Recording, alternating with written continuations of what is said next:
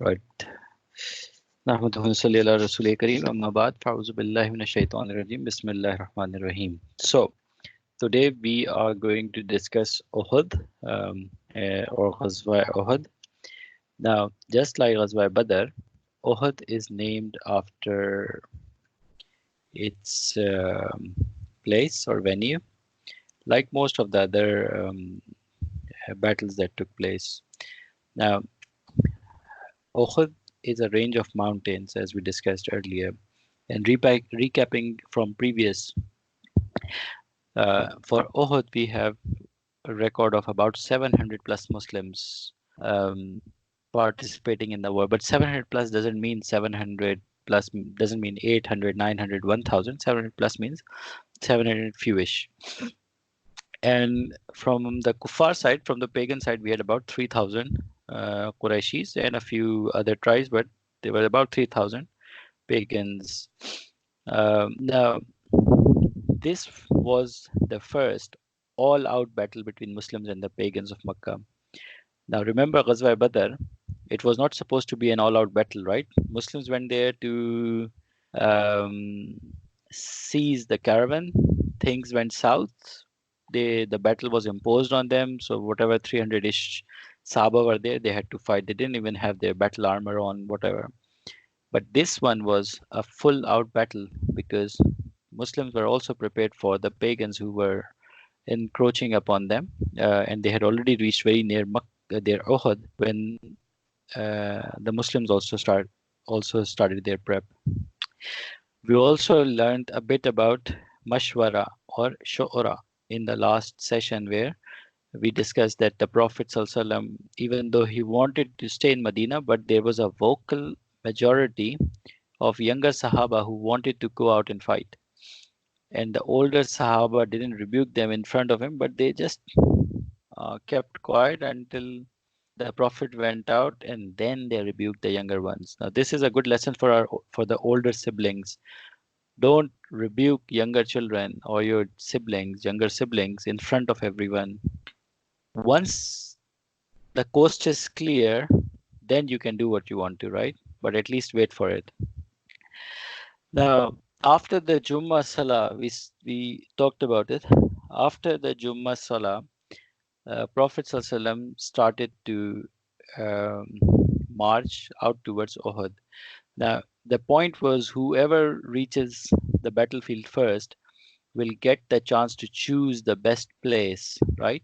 And that this is what Muslims did in Badr. They chose the best place.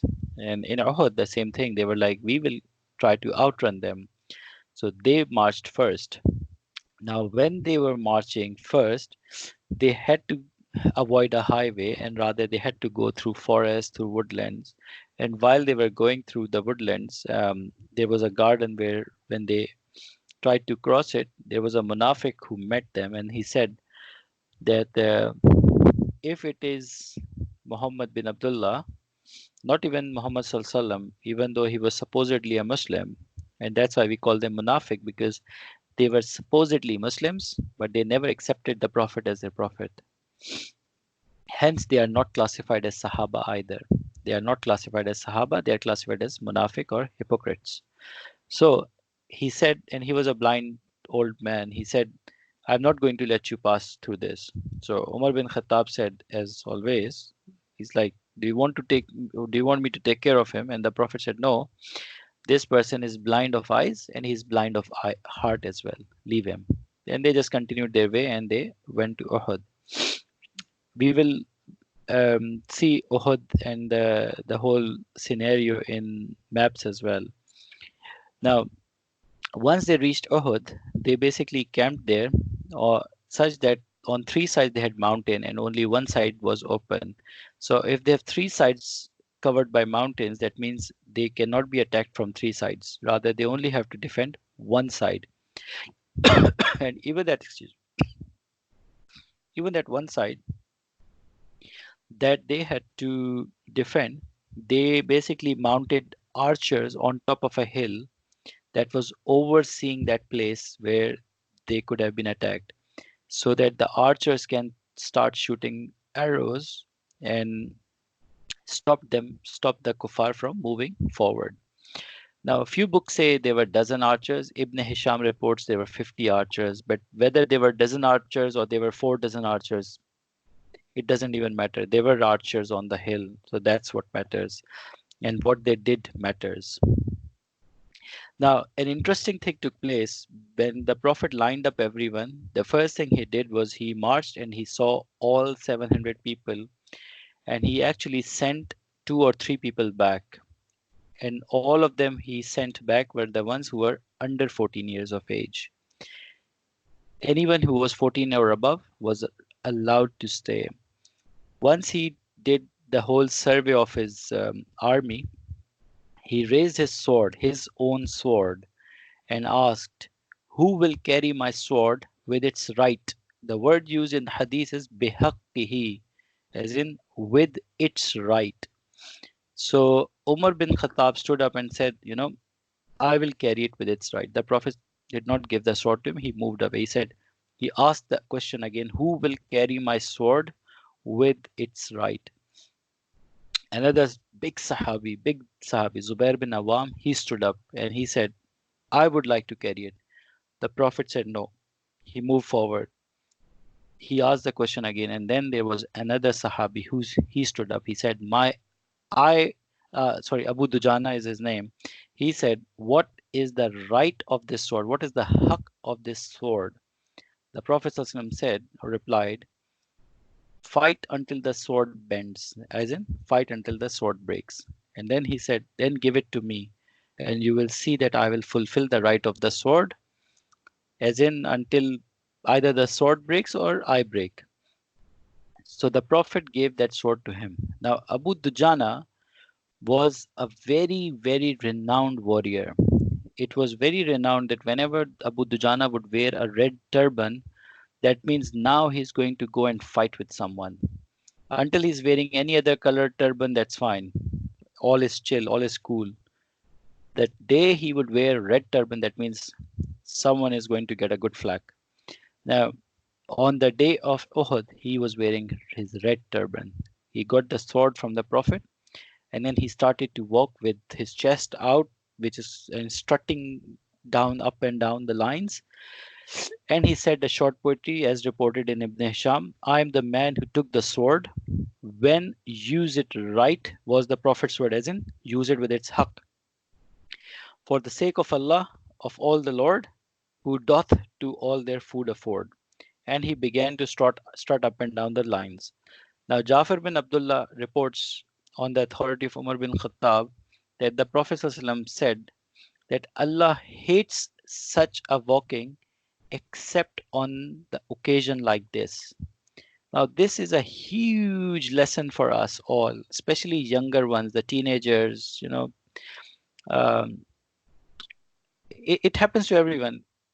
It happened to me as well. I wish I would have heard about this hadith then. I would have not done that. In college, university days, we were going to gym, we were doing all the bodybuilding, biceps, chest exercises. So when we used to walk in the uni, we would walk like with chest out and like, hey, a bit of that arrogance and a bit of uh, that particular thing. I can't, like, I wish you guys would be seeing me. I could show that how that looks like, but you would imagine how it looks like, right? If you have like pumped out chest and you just walk, like, even if you don't have any chest or bodybuilding done, but then still, you can just go like, and stiff your back up and just walk with arrogance. This is one thing that Allah not dislikes, Allah despises of. The term used is despise. Now, there is a difference between dislike and despise for those who are doing advanced English. Dislike is something, "Oh, I dislike this thing about you." That's about it, end of story. But when it is said that Allah despises, that means Allah hates it. So, dislike, if Allah dislikes something, that is, we should avoid it for sure. But when someone says Allah hates it, we should really, really, really not go in towards that thing. So, especially for anyone, even and this goes to both mm, girls, boys, both, walking with arrogance, with stiff neck or stiff back, thinking about something that you are. worthy of something, or you are something better than others, or something like that, that is despised by Allah subhanahu wa ta'ala. So we should never, never do that. So anytime we ever think about doing it or we do it, remember this hadith, and inshallah, Allah will give you hidayah not to do it. And as I said, I wish I would have heard about this then, even I wouldn't have done it. Now, Zubair bin Awam Razil Anhu reports that when the Prophet didn't give me the sword, I felt something in my heart, a bit of niggle, a bit of jealousy, like positive jealousy, but sort of thing that I am his relative as well, and I've been like called with he was a very liked person as well. So it's like I didn't get the sword, so I was a bit so I followed Abu Dujana wherever he went to see why did the Prophet give this sword to him. Now, when he says that when I saw him, I did not see even a single person who met Abu Dujana and he wasn't met with his fate.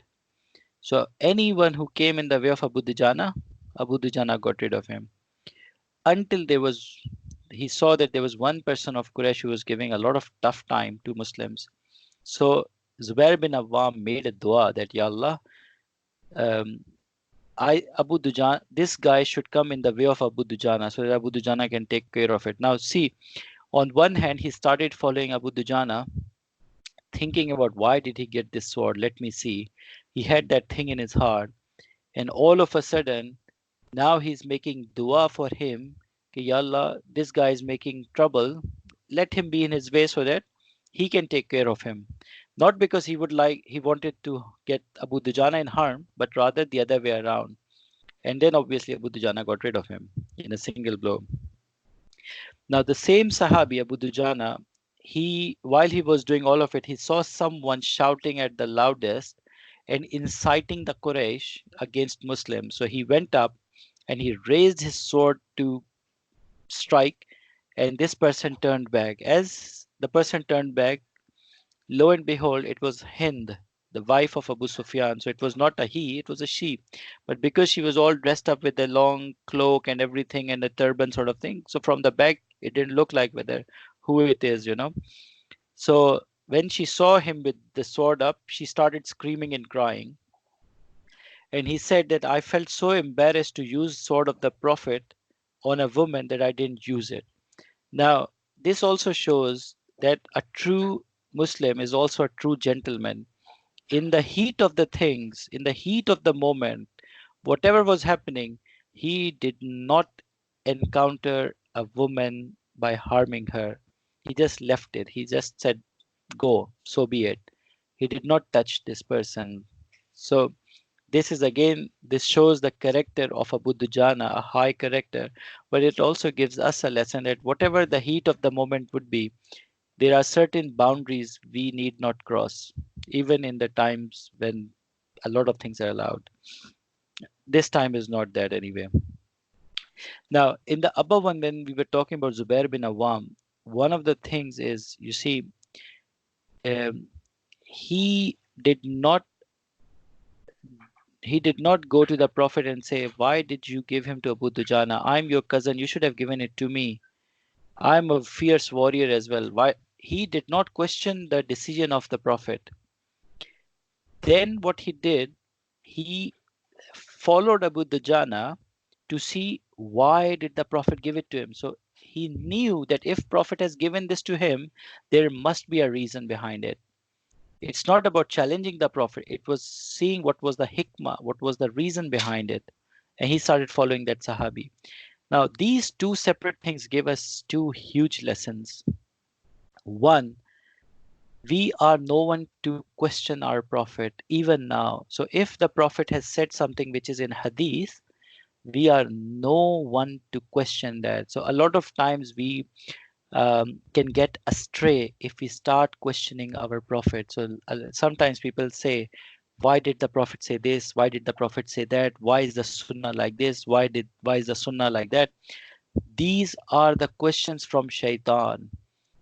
when such a question should come in, we should know that the Sahaba never questioned the Prophet. And this is exactly what we need to be. We should never question the Prophet or his decisions or his sunnah. Whatever he has said, for us it is called sami'na wa ata'na. That means whatever we have heard, we will accept it and obey it as it is. When the Sahaba who were in front of him, they did not ask a question because they knew it is right. Remember, the prophets do not do anything from themselves. They only do what Allah tells them or allows them to do. There is no question about it. So, can this happen that Prophet does something in deen which is incorrect? Never. So, anything that has to do with our deen can never be incorrect or never be incorrectly done by the Prophet, because the Prophet will only do what Allah has permitted them to do or allowed them to do. This is why we should never question the word of the Prophet. So if you listen to an authentic hadith, authentic sunnah, we are no one to question why is this being done. So this is first part. Second part is hikmah. So if Prophet said something, there is definitely some hikmat in it. There is definitely a reason behind it. Either find the reason by following the footsteps of the Prophet, or let it be. Right? Uh, Switch your headphone, whoever it is, please. Mute your head. Mute. Okay. So lastly, oh goodness, lost my thought here. There was another lesson actually, which while I was talking about, I thought about it. When Zubair bin Awam was following Abu Dujana. Oh, yes. Constructive jealousy is allowed in Islam. Destructive jealousy is not allowed in Islam. So constructive jealousy, and this is again, these we will not, will try not to go into the detail, but because it's relevant to this particular topic, he had something in his heart, but it was more positive thing. It was like, why has he given it to him? Let me go and see as well, because there must be a reason, so he followed him. And that's about it, right? Now, before we go to the initial assault, let us go to the map. Now, in the PDF, I have put a link to the map just so that if you click it, you will go directly to the correct location of the map. Now, Google Earth, yeah. How do we unzoom it? Let me unzoom it first, because there's something I need to show before we. Yeah, perfect.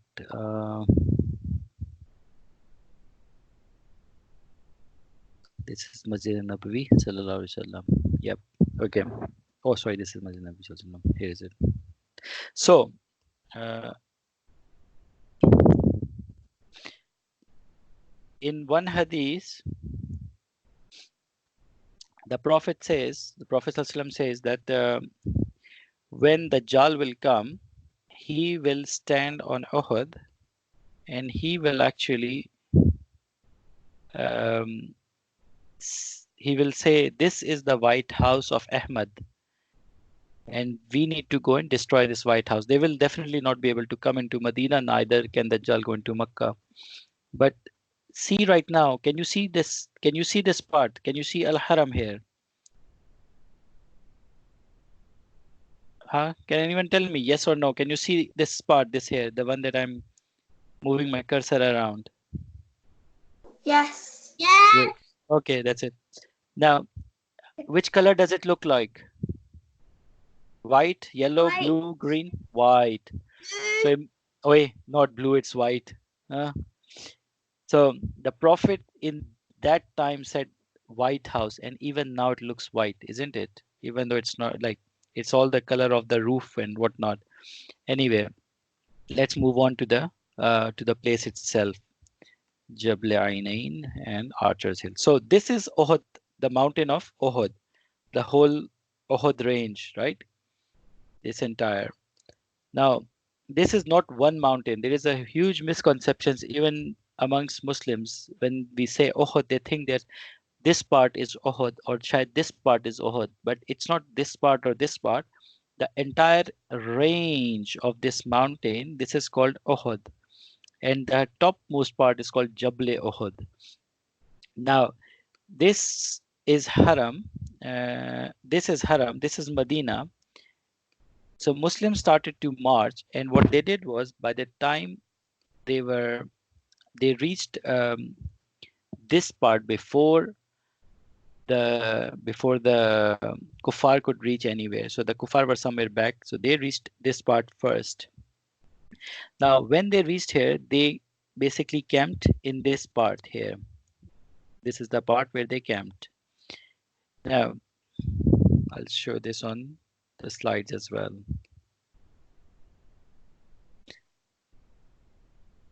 So this is the part where they all camped. Now, once they camped here, let me zoom in. This is a small mound. It's used to be called Jable Ainain. Now it's called Jable Ruma. So this is called Archer's Hill. Now, here is the Muslim camp where you can see all the houses. Here you have these Archer's Hill. Now the kuffar come from back. Now remember, in those days there were no houses here. So this is all plain barren land. So they come all the way here and they start camping somewhere around this side. All right. So when they're camped here, Muslims are now facing this place, which is Medina. The archers are sitting on top here, and this is where the kuffar are camped. So this is a mountain, this is a mountain, and this yellow line, if you can all see, this is where there was a gap of about 300 meters between this mountain and this mound. So the only way they could come in to attack Muslims was through this way, correct? Now, if they are coming through here on horses, horses are very afraid of danger. Remember this. And you have archers on top and they are shooting arrows, the horses wouldn't go in. That means the only way they have to go in is on foot. And if they go on foot, you still have archers on top, so they're still taking care of you. And then you have the Muslims all over here. So they are waiting to waiting for the people to come in, and obviously because the Muslims have surrounded them, so they can easily take care of all the kuffar. Now, the initial assault was so devastating because of the way Muslims had planned themselves and reached out and positioned themselves that the kuffar thinned out. They were all over the place. They were fleeing away. They were running for their lives to the point that the women that they brought in, they started running towards Uhud. They made their way towards Uhud and started to run away from them. And that's where they found that they thought that the Quraysh have lost. Now, one of the basic things in all the wars until modern times has been flag bearer. If the flag goes down and no one raises up the flag, that means that most likely they have lost, right? Whoever loses the flag first. And if the flag is not raised again. So people assume that the war is lost. And there was no mobile phone, there is no communication, there are no wireless, no walkie-talkie. So they can't tell others that, oh, it's just the flag that is gone, but other people are still there. So you should just keep hold of your positions. Now, the Prophet said to these archers who sat here that even if you see our dead bodies being picked on by scavengers, do not come down the hill until I tell you so. The order was very clear and very strict that even if you see scavengers scavenging on the bodies of Muslims, you are not to come down. It cannot have been any clearer than what the Prophet had told the archers. Now, just remember this part, right? Because we'll discuss this in the next class because this was the reason why Muslims got defeated. On the other hand, three people from the Muslim side, Hazrat Hamza, Hazrat Ali, and Abu Dujana, These three were tolling the casualties on the Quraysh side. So the flag was being borne by Bani Abdiddar, another Kabila, another tribe. And they had 10 people backed up to, to keep the flag up. So when the first person was killed by Hazrat Hamza, the second rose the flag, then the third, the fourth, the fifth, the sixth, the seventh, the eighth, the ninth, the 10th.